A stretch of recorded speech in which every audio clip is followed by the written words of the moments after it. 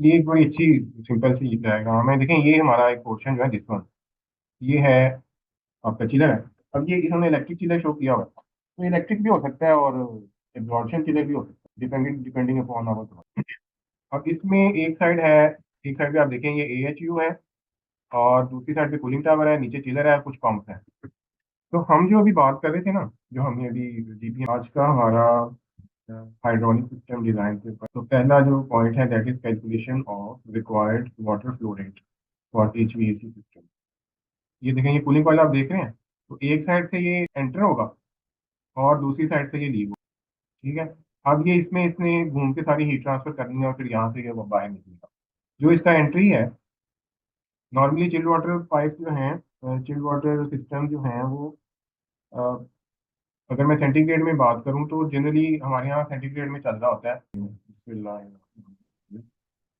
आज का हमारा हाइड्रोलिक सिस्टम डिजाइन के ऊपर, तो पहला जो पॉइंट है that is calculation of required water flow rate for HVAC system. तो हमने कूलिंग कैपेसिटी तो निकाल ली। अब अगर हम चिल्ड वाटर सिस्टम लगाने जा रहे हैं, तो उसमें हमें उस कूलिंग कैपेसिटी के लिए कुछ ना कुछ वाटर फ्लो रेट की रिक्वायरमेंट भी कैलकुलेट करनी पड़ेगी। तो वाटर फ्लो रेट की रिक्वायरमेंट कैलकुलेट करने के लिए आपको बड़ा एक सिंपल सा फॉर्मूला है। अ, ये आप देख सकते हैं जिस वन, इसको मैं ये ब्लू, डार्क ब्लू हाईलाइट किया। तो ये फॉर्मूला है जी, BTU per hour is equal to GPM। GPM is hour flow rate, gallon per minute वाले जो इनटू डेल्टा टी। ये जो डेल्टा टी है ये फ़ारेनहाइट में, इंटू 500।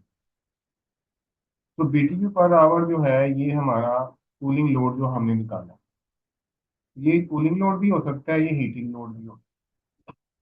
वो तो जब हमने हैप में कैलकुलेट किया तो हमारे पास 4 टन आया था।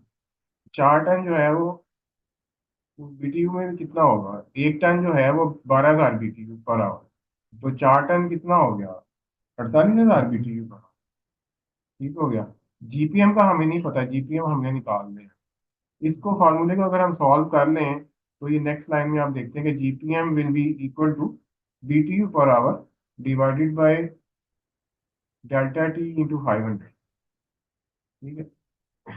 डेल्टा टी जो है वो हम डिस्कस कर चुके हैं कि 10 डिग्री डेल्टा टी जो है 10 डिग्री फ़ारेनहाइट।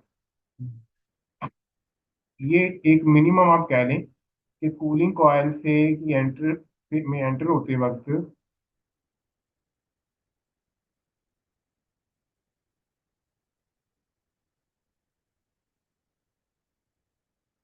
ये देखें, ये कूलिंग कॉयल आप देख रहे हैं, तो एक साइड से ये एंटर होगा और दूसरी साइड से ये लीव होगा। ठीक है। अब ये इसमें इसने घूम के सारी हीट ट्रांसफर करनी है और फिर यहाँ से ये वो बाहर निकलेगा।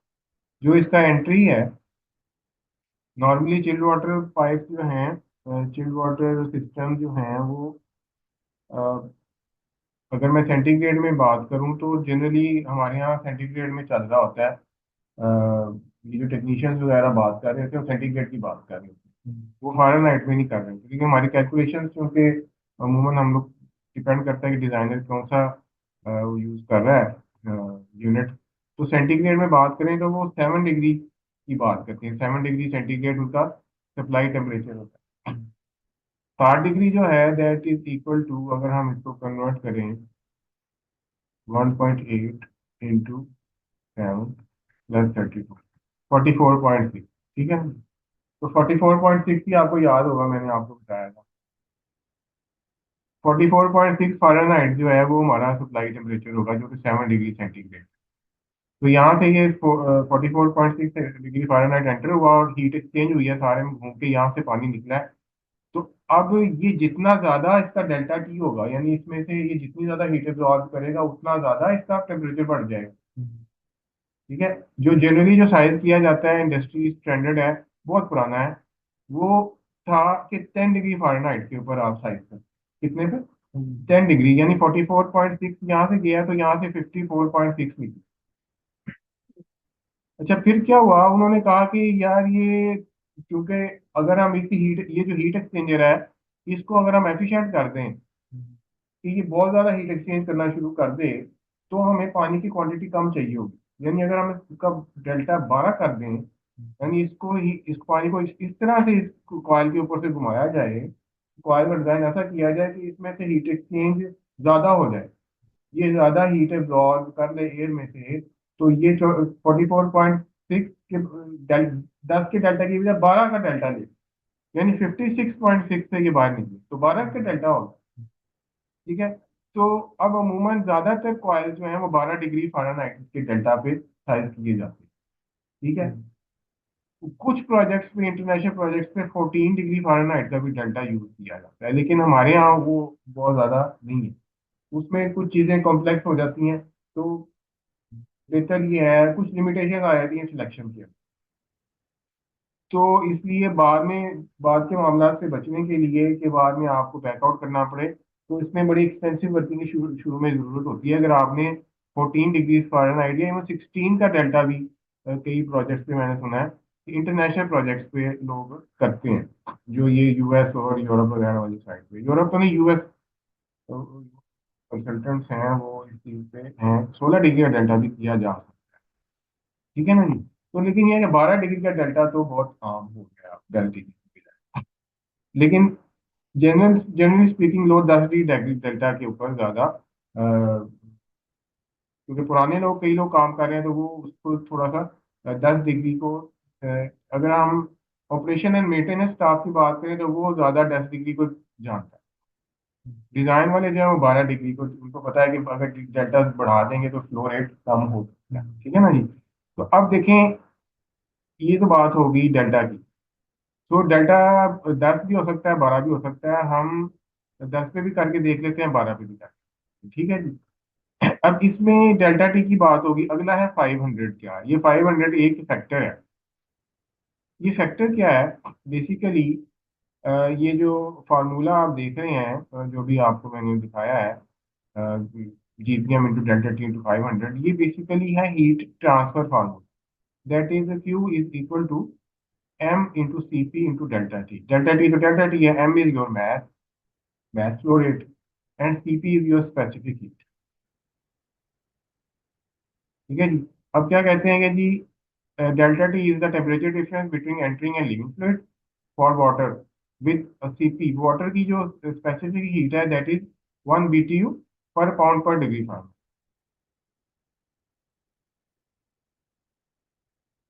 और मैस फ्लो रेट जो है वो अगर पर गैलन का अगर हम देखें तो दैट इज 8.63 पाउंड। एक गैलन में 8.63 पाउंड होते हैं। ठीक है ना जी। ये देखें, ये यूनिट पाउंड का है, तो इधर भी ये पाउंड का यूनिट आया। ठीक है जी।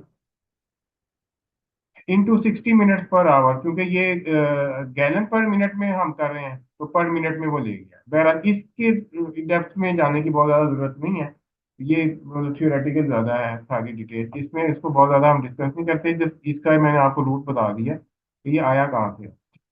ये 8.34 इंटू 60 मिनट्स पर आवर जो है, इसको आप इक्वेशन सॉल्व कर लीजिएगा, इसका ये रिजल्ट आएगा। इसको हम अगर बल्कि अब कर ही लेते हैं, डेल्टा टी जो है हमारे पास, delta T is in Fahrenheit, और सीपी जो है that is in BTU per pound per Fahrenheit.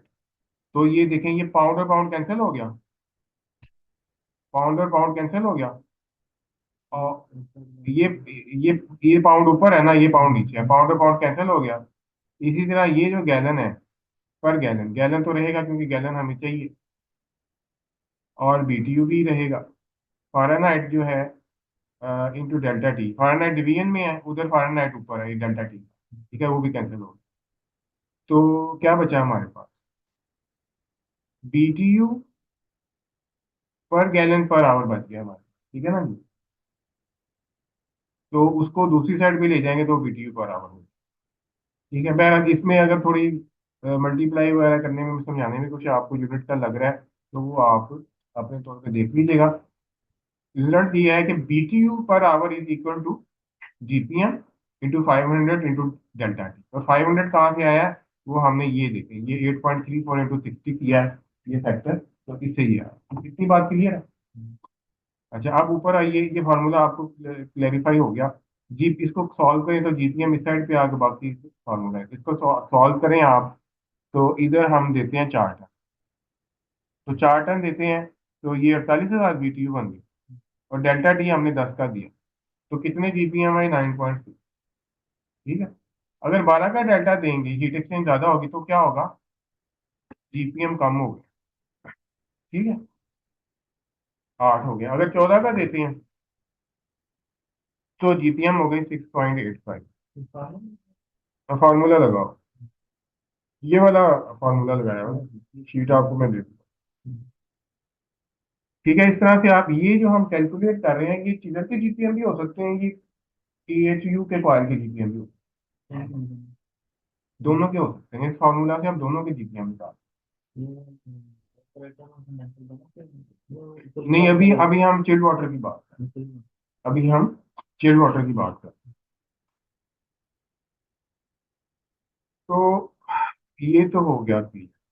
अब इसमें हमारे पास दो, अगर आप आउटडोर यूनिट लगा रहे हैं, कंडेंसिंग यूनिट लगा रहे हैं, तो फिर उसके लिए आपको चिल वाटर कैलकुलेट करने की जरूरत नहीं है, अगर आपका रेफ्रिजरेंट बेस्ड सिस्टम है, DX सिस्टम। अब आ जाते हैं आप कंडेंसर की तरफ। ठीक है, कंडेंसर या कूलिंग टावर वाटर जो है वो किस तरह से कैलकुलेट किया जाता है, ये एक बड़ी अच्छी सिंपल सी डायग्राम है। देखें, ये हमारा एक पोर्शन जो है, दिस वन, ये है आपका चिलर है। अब ये इन्होंने इलेक्ट्रिक चिलर शो किया हुआ है, तो इलेक्ट्रिक भी हो सकता है और एब्जॉर्प्शन चिलर भी हो सकता है, डिपेंडिंग अपॉन आवर प्रोडक्ट। अब इसमें एक साइड है, एक साइड पे आप देखें ये AHU है, और दूसरी साइड पे कूलिंग टावर है, नीचे चिलर है, कुछ पंप है। इसको आप जरा थोड़ा सा स्टडी करें, इसमें क्या लिखा हुआ है, क्या हो रहा है। तो हम जो अभी बात कर रहे थे ना, जो हमने अभी GPM कैलकुलेट किए, वो इवेपोरेटर वाली साइड की थी, या AHU की है, एक ही बात है, जो इधर से निकल रहे हैं वही आगे जा रहे हैं। ठीक है, अब ये जो इवेपोरेटर में जो वापस आया है जो वाटर, इसका टेम्परेचर है 54.6, और इसने कूल किया है 44.6 तक, 10 डिग्री का। इवेपोरेटर ने इसको कूल डाउन किया है वाटर। अब इवेपोरेटर ने हीट एब्जॉर्ब की है, इसका मतलब। अब इवेपोरेटर कोई ऐसे इंफिनिटी वाला मामला तो नहीं है ना, इवेपोरेटर ने अगर हीट एब्जॉर्ब की है तो अब वो हीट कहीं लूज भी तो करेगा, ताकि दोबारा से वो हीट एब्जॉर्ब करने के काबिल हो जाए। तो ऊपर आप देख रहे हैं कंडेंसर है, तो कंडेंसर जो है ये आपकी जो हीट इवेपोरेटर ने एब्जॉर्ब की है उसको एटमॉस्फेयर में रिलीज करने के लिए काम करेगा। ठीक है जी, फ्लू रेफ्रिजरेंट। तो इवेपोरेटर ने कितनी, लेट्स से हीट 4 टन की, हम 4 टन की बात कर रहे हैं, तो 4 टन तो जो इवेपोरेटर ने की है वो तो है ही है। प्लस इसके अंदर एक कंप्रेसर लगा हुआ है, जो कि इवेपोरेटर में वो रेफ्रिजरेंट कंप्रेस कर रहा है, कंडेंसर में भेज रहा है, फिर वो कंडेंसर के होके इवेपोरेटर में जा रही है, फिर वो वापस कंप्रेसर और फिर दोबारा वो कंडेंसर में जा रही है, सही। तो जब वो कंप्रेसर में जाती है तो क्या होता है, तो थोड़ा सा उसका प्रेशर तो अच्छा खासा उसका हाई होता है, प्लस उसका टेम्परेचर भी हाई होता है। तो इसका मतलब है कुछ उसमें हीट मजीद ऐड हुई, कुछ उसने एवेपोरेटर से एब्जॉर्ब किया, जो 10 डिग्री डेल्टा के मुताबिक 4 टन उसने वहां से एब्जॉर्ब, प्लस कुछ कंप्रेशन हीट उसके अंदर शामिल होगी। ठीक है, अब ये दोनों हीट जो है, ये दोनों उसको कंडेंसर में लूज करनी है, यानी 4 टन तो उसने एवेपोरेटर से की, जो उसने टोटल रिलीज करनी है वो 4 टन से ज्यादा होगी या कम होगी, ज्यादा होगी ना। हाँ, अब वो अगर इलेक्ट्रिक चिलर है तो उसमें ये रिलेटिवली कम होगी, और अगर वो एग्जॉस्टिव चिलर है तो उसमें वो ज्यादा होगी, क्योंकि दोनों का प्रोसेस डिफरेंट है कूलिंग का। तो जो कंप्रेशन सिस्टम वाला चिलर होता है जिसमें कंप्रेसर लगे होते उसमें 3 GPM पर टन अमूमन आता है। ठीक है ना जी। तीन इधर क्या आया था, यहाँ पर ये जीपीएम पर टन की तो बात हमने ज्यादा नहीं की। देखें ये मैं टनेज को अगर 1 करूं और डेल्टा मैं करूं 10, तो जीपीएम पर टन कितने हो गए, 2.4 हो गए। ठीक है। अब इसको थोड़ा सा रिलेट करें आप, यानी चिल्ड वाटर साइड पे आपको एक टन पे 2.4 जीपीएम चाहिए, 10 फ़ारेनहाइट। जो कंडेंसर और कूलिंग टावर साइड है, अगर आपका चिलर जो है वो इलेक्ट्रिक चिलर है या कंप्रेशन चिलर है, तो उसमें आपको 3 GPM पर टन चाहिए। जो 0.6 जीपीएम पर टन है, ये वो आपकी कंप्रेशन हीट है। ठीक होगी बात, बस हो जाती है। अच्छा, अब ये 3 GPM जो है ये इनिशियल आपकी एस्टिमेशन के लिए, 3 GPM इनिशियल एस्टिमेशन के लिए। होता ये है कि ये वेरी करता है chiller manufacturer to chiller manufacturer to manufacturer, vary कर रहा होता है। ओवरऑल परफॉर्मेंस, सिस्टम की परफॉर्मेंस, डिजाइन के ऊपर सारी चीज डिपेंड करती है। अब चूंकि प्रोजेक्ट के स्टार्ट में हमारे पास ये इंफॉर्मेशन नहीं होती कि आगे जाके किसको अवार्ड होगा, तो हम उसमें गुंजाइश रखते हैं। ठीक है। ये कुछ चिलर्स में 2.7 जीपीएम पर टन भी तक भी आती है। ठीक है, यानी कि 0.3 जीपीएम पर टन वो कंप्रेशन हीट का वो कंसीडर किया जाता है। लेकिन अगेन ये आपको प्रोजेक्ट के आखिर में ही पता चलेगा कि ये एक्चुअल जो प्रोडक्ट सिलेक्ट हुई, ऑर्डर हुई, क्लाइंट ने ऑर्डर किया उसमें क्या है, लेकिन आपने डिजाइन पेज पे इसकी प्रोविजन रखनी होती है। ठीक है जी। अगर एब्जॉर्प्शन चिलर है, तो एब्जॉर्प्शन चिलर में 4.6 जीपीएम पर टन ये एक नॉर्मल है।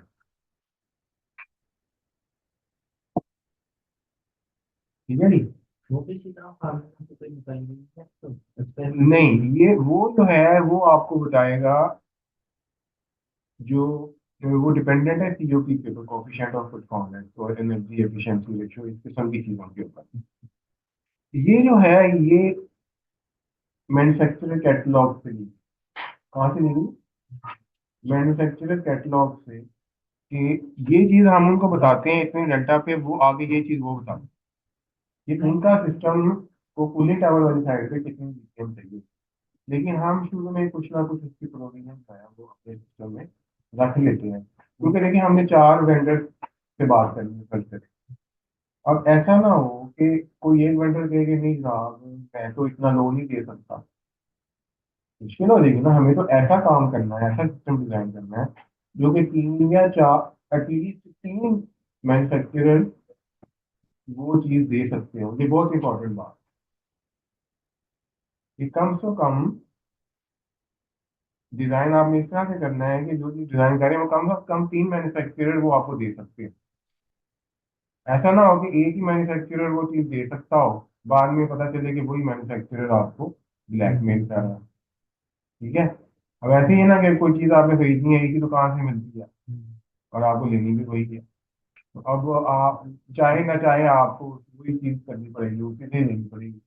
मुश्किल में पड़ गए ना। तो अगर कोई ऐसी चीज है जो कि आपको पता है कि ये अ, और लोगों के पास भी है, तो वो आपके लिए फिर चॉइस में आसानी हो जाएगी परचेज। तो ये 4.6 जीपीएम पर टन एब्जॉर्प्शन सिस्टम के लिए होता है। ठीक है, यहाँ तक कोई सवाल है?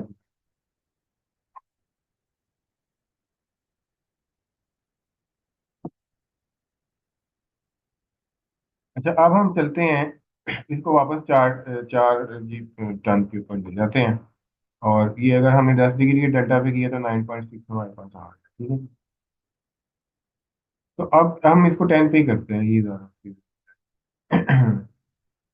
अब देखिए, अच्छा आपसे कोई इंटरव्यू में या कहीं एक ये सवाल पूछ सकता है कि जनाब एक टन में कितने जीपीएम होते हैं। हालांकि एक टन में जीपीएम का तो कोई सवाल ही नहीं। एक का यूनिट जो है वो हीट ट्रांसफर है, दूसरे का यूनिट फ्लो है। अब हीट को फ्लो में आप कैसे कन्वर्ट कर सकते हैं, डायरेक्ट तो नहीं कर सकते, उसमें डिफरेंट फैक्टर्स होंगे। वो डिफरेंट फैक्टर्स क्या होंगे वो हमने आज पढ़ ली, कि उसमें डेल्टा टी आपको पता होना चाहिए एक बार। ठीक है। और अगेन चिल वाटर तो वो वाटर तो है ही, तो ये चीजें तो आपकी तकरीबन कांस्टेंट होंगी। ठीक है, मोर और लेस। तो ये डेल्टा टी आपका वेरी करेगा। तो जन जनरली स्पीकिंग 2.4 जीपीएम पर टन, जैसे आपने 400 सीएफएम का सुना था ना, और लेकिन आपको पता चल गया कि सीएफएम असल में होता कैसे। वो जो 400 सीएफएम पर टन है, वो हर जगह पे 400 सीएफएम पर टन नहीं होता। कहीं 200 भी हो जाता है, कहीं 100 भी हो जाता है, कहीं 450 सीएफएम पर टन भी हो सकता है। तो कोई ये वो नहीं है। लेकिन ये है कि कोई आपसे पूछे, होता है ना कि पूछे थे जी एक टन में कितने सीएफएम होते हैं, तो आप कह सकते हैं कि 400 सीएफएम होते हैं। और अगर ज्यादा डिटेल में जाना हो तो आप बता सकते हैं कि जनाब वो ये कॉइल की एंटरिंग और लीविंग पे डिपेंड करता है। कॉइल की एंट्री लीविंग कंडीशन जो भी होगी उसके ऊपर डिपेंड कर रहा होगा। अगर आपने ज्यादा हीट, अगर ज्यादा टेम्परेचर की एयर है और एयर की क्वांटिटी कम है, तो फिर कम सीएफएम में भी टनल पूरी हो जाएगी। और अगर आपकी डेल्टा टी आपको कम चाहिए, तो फिर ज्यादा सीएफएम पे भी हो जाएगी।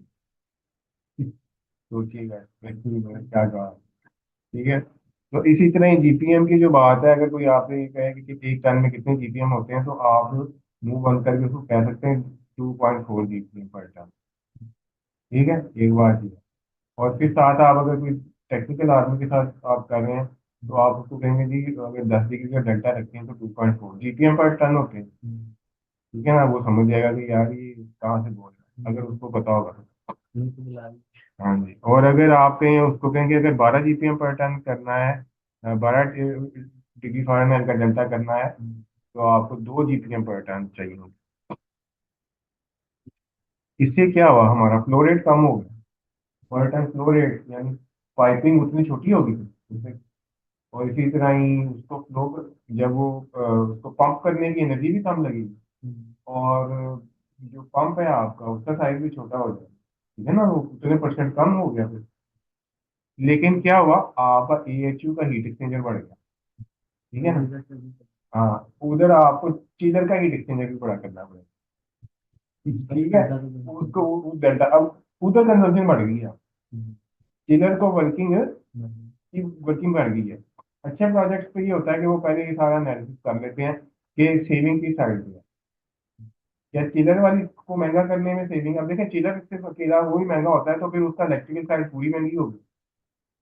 ठीक है ना, खुद कंजम्पशन भी बढ़ गई। वो फिर दोनों को, तो उसकी कंपैरिजन करते हैं एनालिसिस करके, जो चीज़ फाइनल उसमें आएगी ज़्यादा बेहतर होगी वो वाली वो कर लेंगे। हाँ जी। लेकिन अब ये तकरीबन नॉर्म सा ही हो गया कि 12 डिग्री का डेल्टा जो है उस पे वो ओके है, इसी पे किया जाता है। लेकिन ये सारी बैकग्राउंड आपको पता होना चाहिए। अब हम चले हैं जनाब इसको साइज करने। तो साइज करने के लिए जो है वो कुछ क्राइटेरियाज हैं।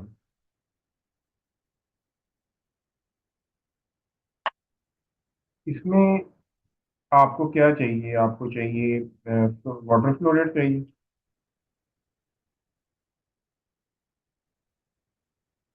तो आपको कोई पूछे कि यार ये एच यू है, इसमें कितने साइज का पाइप लगेगा, बस वो ये कहे कि एच यू एस पे कितने साइज का पाइप लगेगा, तो आप देखेंगे कि उसकी टनेज कितनी है। ठीक है, तो टनेज कितनी है, तो टनेज से आप क्या निकालेंगे, 10 के डेल्टा के ऊपर रख के आप उस पे जीपीएम निकाल देंगे, फ्लो रेट। तो फिर फ्लो रेट चाहिए आपको।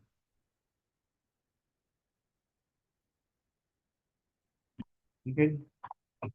दूसरे नंबर पे आपको चाहिए प्रेशर ड्रॉप लिमिट फैक्टर। तीसरा है परमिसिबल वेलोसिटी। ठीक होगी बात। जो वाटर फ्लो रेट है ये हमने ले लिया है। ठीक है ना जी, from formula, through formula.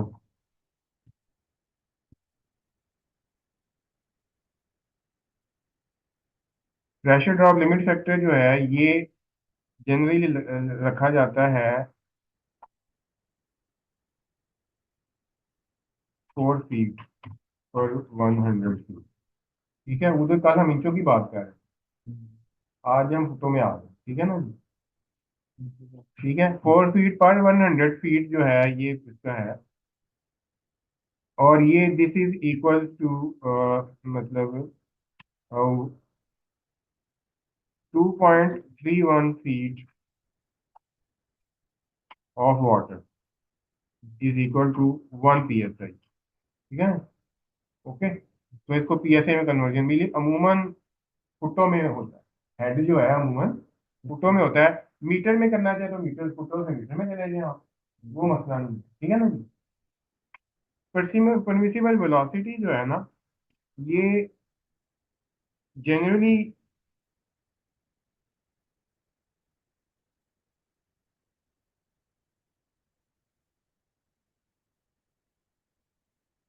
Eight feet per second. ये यूनिट भी याद करना काम है। जब हम डक्टिंग की साइजिंग कर रहे थे, हम फीट पर मिनट की बात कर। ठीक है, इधर जब आए हैं तो ये फीट पर सेकेंड की बात कर। ठीक है, generally 8 feet per second for smaller pipe, up to, generally up to, या इसको आप लेस देन कह दो। और for larger pipe like 8 to 16 inches जो है, ये हम we can use up to 12 feet per second. ठीक है, बात क्लियर हो रही? एक तो इसका बड़ा आसान हल है कि मैंने दो सॉफ्टवेयर शेयर किए हैं। तो मैक्वे का डक साइजर शेयर किया है, वो डाउनलोड करके इंस्टॉल कर लीजिएगा। दूसरा मैंने ये पाइप साइजर शेयर किया,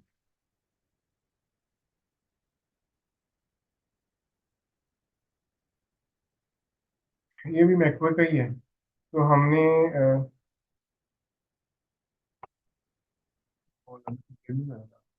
क्यों? हमें कितने जीपीएम चाहिए? 12, सॉरी 8 जीपीएम। ठीक है ना जी? हम लेकिन हम कर रहे हैं 10 डिग्री के साथ, 10 पे रखें तो 9.6 जीपीएम। तो यहाँ पर ये शेड्यूल 40, ये इसकी थिकनेस होती है पाइप की। तो अमूमन एचवीसी में शेड्यूल 40 का पाइप चलता है। ठीक है, एचवीसी में कौन सा पाइप चलता है? शेड्यूल 40 का। ये आगे वाटर का टेम्परेचर है, इस पे देखें कौन कौन से टेम्परेचर हैं। जो उसका नियरेस्ट है वो आप देखिए, 50 डिग्री फ़ारेनहाइट।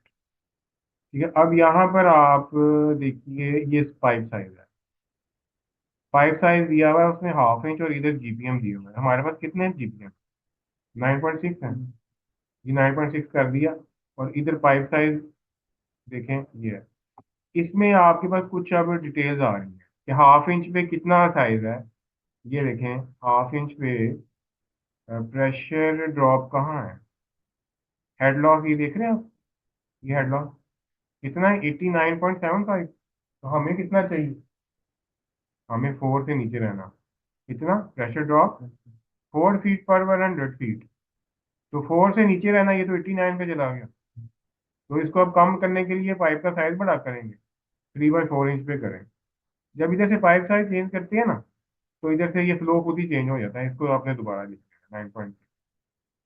अब देखिए, आप कितना 21 पे आ गया, अभी भी ज्यादा है। हमें तो 4 पे जाना है ना। right? इसको दोबारा चेंज करें, 1 इंच पे जाए। 1 इंच पे आप दोबारा 9.6 लिखें। अब कितना आ रहा है? 6.5। अभी भी ज्यादा है। आगे चलिए, सवा पे चले जाए, फिर दोबारा 9.6 लिखिए। तो 1.6 आ गया। तो सवा इंच का साइज आपने कैलकुलेट कर लिया। एक फैक्टर पूरा हो गया। दूसरे को देख लेते हैं, दूसरा मीट होता है कि नहीं वेलोसिटी का। वेलोसिटी 8 फीट पर सेकेंड से नीचे होनी चाहिए। 8। तो वेलोसिटी कहीं नजर आ रही है आपको? ये देखें, ये fluid velocity 2 feet per second आ रही है। ठीक हो गया, तो दोनों क्राइटेरिया मीट हो गए। बस इस तरह से आप साइज कर लेंगे पाइप को। बाकी और चीज़ों को इंफॉर्मेशन है वो अपने तौर पे देखना चाहें तो देख लें, लेकिन ये आपका पाइप साइज हो गया। ठीक हो गया। अब देखिए, हम ये इसका हेड लॉस है 1.6 आवर, कितना 9.6 का, 1.6। अब हम देखते हैं कि अगर हम वो 2 GPM पर टर्न के हिसाब से कर रहे थे तो 8 GPM आ जाते, तो 8 के हिसाब से कितना होता है वो नीचे गौर कीजिएगा, चेंज हो जाएगा, 1.6 से कम होकर 1.2 हो गया। ठीक है, अगर सेम पाइप साइज भी रखें तो प्रेशर ड्रॉप उसका कम हो, पंप को कम, क्योंकि फ्लो कम हुआ है तो पाइप साइज सेम रखा है हमने।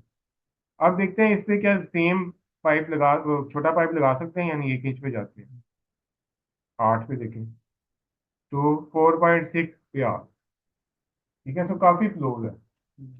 कहीं मजबूरी हो, कहीं मजबूरी है तो लगा भी सकते हैं, लेकिन ज्यादा एडवाइजेबल नहीं है, क्योंकि देखें वो हमने पाइप के पैसे तो बचा लिए, 1.5 से 1 इंच पे ले गए, लेकिन प्रेशर ड्रॉप 3 टाइम्स हो गया, 3 टाइम्स हो गया ना, तो इसको हम 1.25 का ही साइज रखें, इस तरह से इसको डिसाइड कर रहे होते हैं 9.6। ठीक है, इसमें आप देखें और क्या है, इसमें इसने एल्बो का लॉस भी दे दिया है कि इसमें एल्बो का लॉस कितना होगा, 0.07। ठीक है, वो हमने स्टडी करना आगे। ठीक है, कोई सवाल है? अच्छा, क्लियर है, कहाँ आपका सवाल? सर हाँ सर जी। अगर समटाइम्स अगर हमें फोर्स से प्रेशर जो है वो इंक्रीज करना पड़ेगा तो कितनी मतलब रेंज में हम रह सकते हैं, जैसे कि 5 या इंक्रीज 6 तक, जैसे अगर हमें प्रेशर ड्रॉप किसी वजह से इंक्रीज करना पड़ गया फोर्स से, तो हम कितनी सेफ साइड पे रह के कितना कोई कर सकते हैं, 5 तक जा सकते हैं या 6 तक जा हाँ सकते हैं प्रेशर? नहीं, कोशिश करेंगे 4 से नीचे रहें, क्योंकि आप डिजाइन कर रहे होते हैं ना, पाइपिंग में मसला नहीं होता। अगर फर्ज करें प्रेशर ड्रॉप आपको इंक्रीज करना पड़ गया, लेट से हम कहते हैं कि सवा आपके पास पूरी प्लॉट पड़ी है, 1 इंच का ही पाइप ही पड़ा है, आप कहते हैं बिजली का मुझे मसला नहीं, मुझे बिजली फ्री मिली, और 1 इंच का पाइप मेरे गोदाम में पड़ा, ठीक है ना, तो आप कहेंगे ठीक है फिर तो 1 इंच का पाइप लगा लें आप, लेकिन 1 इंच का पाइप लगेगा तो फिर क्या होगा, 9.6, 6.5 ये हो गया। तो ये फैक्टर्स पे डिपेंड कर रहा होता है कि आपका सिनेरियो क्या है। हाँ, आपने ये देखना है कि वो जो 1 इंच है क्या वो प्रेशर बियर कर सकता है कि नहीं। अमूमन कोई प्रॉब्लम नहीं होती प्रेशर बियर करने की, वो प्रेशर सस्टेन कर लेता है, उसमें जो शेड्यूल 40 का जो सीमलेस या इवन वेल्डेड स्टीम पाइप होता है वो सफिशिएंट होता है जो HVAC है उसके प्रेशर के लिए।